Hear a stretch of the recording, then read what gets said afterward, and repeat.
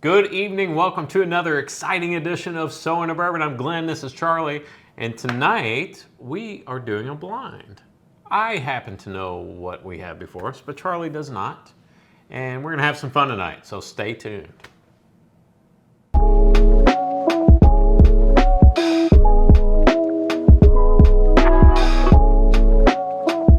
Okay, so tonight's episode is just a blind. I've set this up for Charlie. I know what we have before us. Charlie does not. No idea.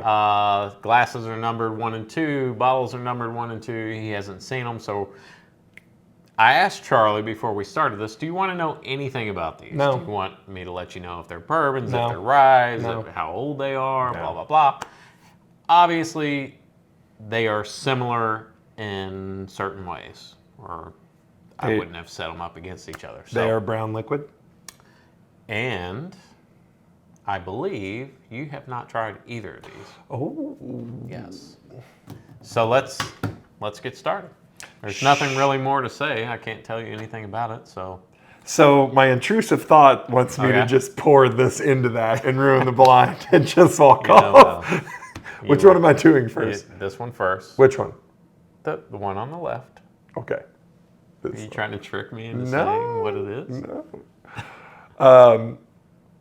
So I'm going to let you talk. I'll fill in when I can or when I think it's necessary. Swirls around the glass, very light, doesn't put much of a ring around it at all, not a lot of cling. Has a beautiful, absolutely beautiful, like red leather kind of appearance to it. The color is I would agree with gorgeous. You there. Yeah. I'm a little concerned about the...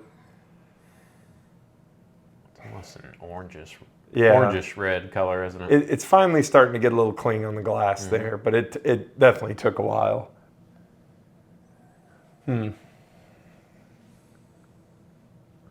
smells very familiar. There's a, yeah, it does. There's a little bit of that, what is that? There is some fruit on the nose for sure. There's also a little bit of that kind of spice, not almost a pepperiness that kind of tickles my nostrils a little bit. But it is funky. It is a little funky. Are you getting any ethanol on it? Very little. Really? I'm getting some ethanol. Very little. Although maybe that's what's tickling my nostrils. But I'm not getting. Now that you say that, yeah, a little bit of ethanol. It's not unpleasant. No, it's not unpleasant. It's actually kind of got a sweet, funky nose. So, am I drinking it now? Yeah. Cheers. Let's drink. That's a good one.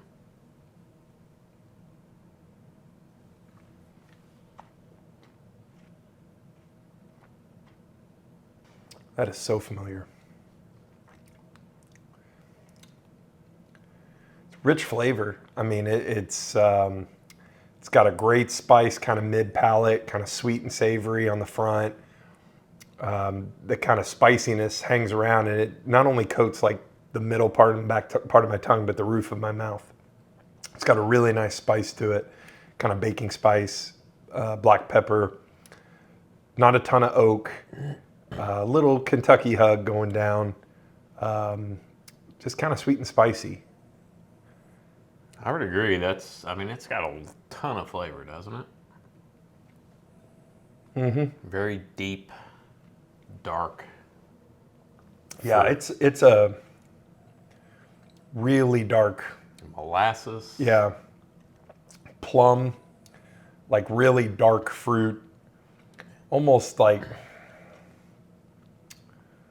second drink. I don't get quite as much pepperiness, but it's there's definitely a lot of flavor there, a lot of fruit, a lot of spice, and then there's a dryness on the finish now that maybe that is a little bit of oakiness. It's got a little weight behind it. It's a nice pour. I like that a lot. Any guesses on proof or age or? I checked your notes, so now I would say that this is no. I did not check your notes. I don't know. I always miss this by a billion. I would say it's 100-ish, maybe more. It drinks it drinks 100. Whether it is 100 or not, I couldn't say. I'm a little conflicted on age. This may be a finished whiskey. Is this a finished whiskey? Do you want me to answer this? Well, let me say this. I feel like it is a finished whiskey. Is it a finished whiskey? It is not. It is not a finished whiskey. That is pretty impressive because it has a ton of fruit. Like I would have guessed that this was a wine finished or something like that. Really, really nice. I like that. Are you ready to move on to number 2? Let's do it because the audience is riveted. All right, number 2. Color is similar, maybe a shade lighter. I don't know, pretty. They are pretty similar. Yeah, pretty similar. Maybe even actually a shade dark. I don't have a lot left, but pretty similar. This one seems a little more viscous, not as. I think so. Yeah, a little bit. Yeah, it does kind of stick. Doesn't want to move around as much. Puts a nice little ring. That's honey and bread. That smells like honey and bread dough, like sourdough. I'll go with you on that. That's an interesting observation. Really, really kind of grain forward. And there's honey in that, like a sweet. Yeah. It smells like a bakery. A little bit of ethanol whiff there. I'll agree with you on that too. There's some ethanol there. But I I feel like it's a little more muted than the first one as far as ethanol goes. But it is there. Yeah, it's there, but that worm, like I'm hooked onto that bread smell, that bakery smell. That I can see the bread being turned over and the dough.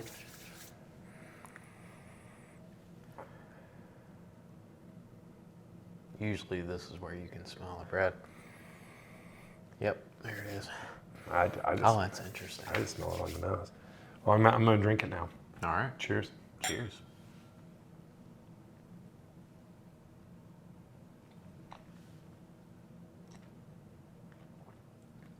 Before you start, can I just say this? We realize this is a pretty self-indulgent episode. I don't expect this one to get very many views, but we're having fun, so who This cares, is for right? us. Nose kind of transfers to the palate. Kind of doughy, grainy.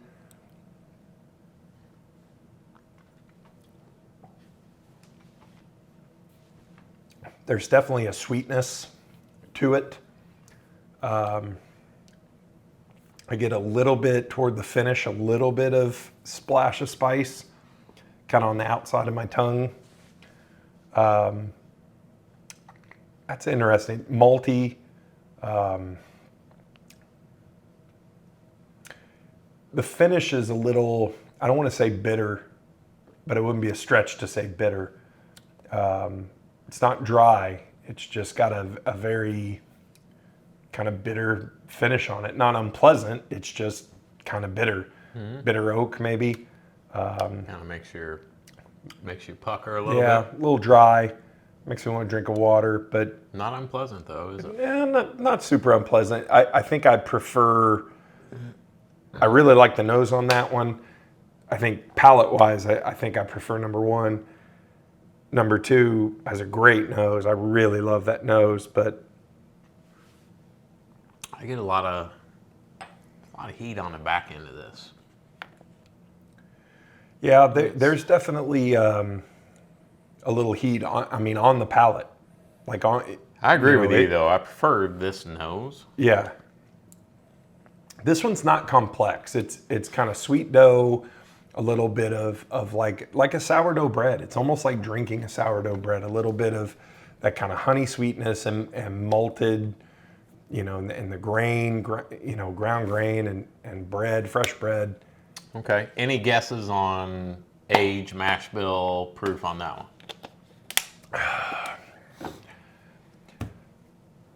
No. Okay. Are you ready? Oh, no, we're not ready. I want to rank them first. The first one I think is more complex. I enjoy it. I really like the nose on number 2. Number 2, I felt was good. It's fine. It's not something in my flavor profile that I would like crave. Like I'm not going to be coming down and be like, oh, I need some of that bakery. But you know, it's interesting. I feel like that may be a weeder, or there's definitely something in that is out of normal bourbon character. So either a weeder or really heavy malt content would be my guess.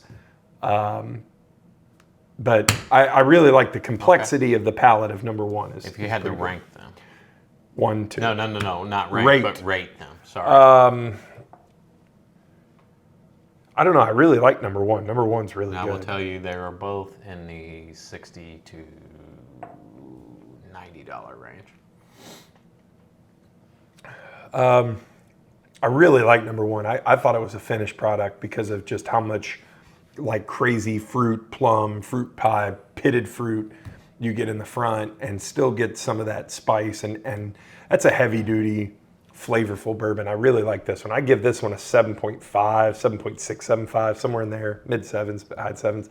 I give this one 6.5, 6.75. It's fine. It doesn't leave me wanting to drink more of it. I will tell you that. Are you ready for the big reveal? The people demand it. Now, commercials brought to you by Johnson's. No, we're not going to do that. Baby powder. Nobody powders their baby like Johnson. First, number 2. Huling Station Single Barrel by Old Dominick. 7 years old. Wow. Number 1. Pursuit Series, number 63 from Pursuit Spirits. This is also a single barrel, 7 years old. So these are two both 7-year-old single barrels. Wow. Both sourced. Okay. So the Huling Station is MGP. From Seelbach. It is the high rye mash bill from MGP. 52% corn, 44% rye, 4% malted barley. Absolutely. Never, ever in a million years would have guessed that. That is so outside. 118.2 proof on the Huling Station. Wow. That's incredible. 116 on the Pursuit. So very similar as far as proof and age. Do we know mash bill in the Pursuit? Mash bill, we don't. I tried. I have no idea. I have had so much MGP, like all of the mash bills, all of them. Not all of them, most of them. This is a really unique one, 52 corn, 44 rye, 5 malted barley. Unique. You would have thought it would be a spice bomb, sweet and spicy, and it's unbelievable how the effect of, the only thing that you can explain it is the effect of the barrel, because I get no spice. So it's interesting you say that. So let's get in a little, and I know we're going long, but let's get a little bit into the origin of Old Dominick. It's a distillery in Memphis, Tennessee. Okay. So they source from MGP. So here's the story behind this. So Old Dominick started making barrels in 2013. Interesting. Okay. So there was a barrel shortage at that time. Thankfully, they had knowledge of the timber industry. They sent lumber from family land in Tennessee, and yes, I am reading, to construct their first bourbon barrels. At the same time, they worked closely with the MGP to develop their own mash bills and their whiskey profiles. So that's how we kind of ended up with this single barrel. So I gather from this that MGP made this for them, and they put it in their own barrels and aged it. Interesting. I would love to know. I don't know that 100%, but that's what this sounds like. It sounds like it. I would love to know, because I've had, this is a really unique mash bill. It's barely bourbon. Right. Like it has to be 51% corn, this 52% corn. But a really unique high rye, like no spice, and it's... See, I got spice on it. And maybe that's because I knew it was a high rye. I don't know, but $64.99 on the Huling Station. I bought it on Seelbach. Now let's talk a little bit about the Pursuit. So Pursuit Spirits, you may, if you're watching this, you probably know Pursuit spirits and and the podcast. They're bigger than we are. Yeah, absolutely. So Pursuit United is their label. Now the Pursuit series are all single barrel. So Pursuit United, what they normally put out under that brand is they're blended, right? They're sourced and blended. The Pursuit series with the episode numbers, these are untouched. They get the barrel. Uncut, unblended. Dump it out of the barrel, they put it in a bottle. You know what the tasting notes on the front of this bottle say? What's that? Hello, darkness, my old friend. Yes, they do. So I've come to drink with you again. A few weeks ago, I was out with my friend David Gibson, another bourbon lover. Hi, David. He's kind of struck up a friendship with the guys over at Pursuit. We stopped by there. Wonderful, cool dudes, great hospitality. We hung out with them. As soon as you walk in the door, they start handing you glasses. And he put this one in my hand. He put their new double oaked in my hand. Everyone was so excited about the double oaked. I tasted that and was like, that's the bottle I want. That is fantastic. I got to tell you, that's a great bottle. It is. I mean, it just color, nose, start, mid palate, finish. It just checks all the boxes. How much was that bottle? $79.99. It's 7 years old, 116 proof. Now, let's single talk barrel, about right? Single barrel, uncut, unfiltered. Came from Tennessee. It's Tennessee whiskey. Oh, this is not MGP. It's not MGP. Interesting. It's not Dickel. It's not Jack Daniels. It is Tennessee Distilling Group in Columbia, Tennessee. So, fun fact. Columbia, Tennessee, my in-laws used to have a home there, and we used to go there all the time. Great town, just south of Nashville. Amazing place. When bourbon really started taking off 6-7 years ago, and Bob Dylan released Heaven's Door. Mm-hmm. The first Heaven's Door, and if you have an old bottle, check your label, it will have a Columbia, Tennessee label on it. And that's how I knew that they were making whiskey in Columbia, Tennessee. And I may have misspoke. I said this is Tennessee whiskey. They make Tennessee whiskey there, charcoal mellowed, as well as bourbons and rye. So this is a bourbon. It's not a Tennessee. Does it say straight bourbon whiskey? It does say straight bourbon whiskey. Yes. So I did misspeak. Please strike that from the record. This is a great bottle of bourbon. An awesome bottle of bourbon. It is. When I tasted that, I was like, holy shit. Really good. Yeah. Really good. I like them both. I mean, they're both interesting. I really like the Huling station. That's good stuff. This is why I really enjoy doing blinds and why you should do blinds at home. And I know this is probably not fun to sit through and watch other people drink bourbon that they don't know what it is. But this is the fun things that you can do with your buddies or have your wife pour. My wife pours me blinds all the time. Like go down on the bar, pick 2 things and pour them for me. And let me just kind of see what I have. Go back to the nose on the Huling station. It's really smoky and char. Almost a barbecue. See, I still just get, I don't know if it's just hooked in my head now. I just get that bread. I mean, I'm starting to get a little bit more char, but I love finding out, and this is why transparency in bourbon is so important and being surprised is so great. Because if I would have read, and let's just say I would have been at a store, I would have been shopping on Seelbach and seen this and thought, oh, that's interesting. I love High Rise, 7 years old. Let's try it out, MGP. And I think it's going to be this crazy spice bomb, sweet and spicy, and it's pretty out of character, at least for me. That's cool to me. It is cool.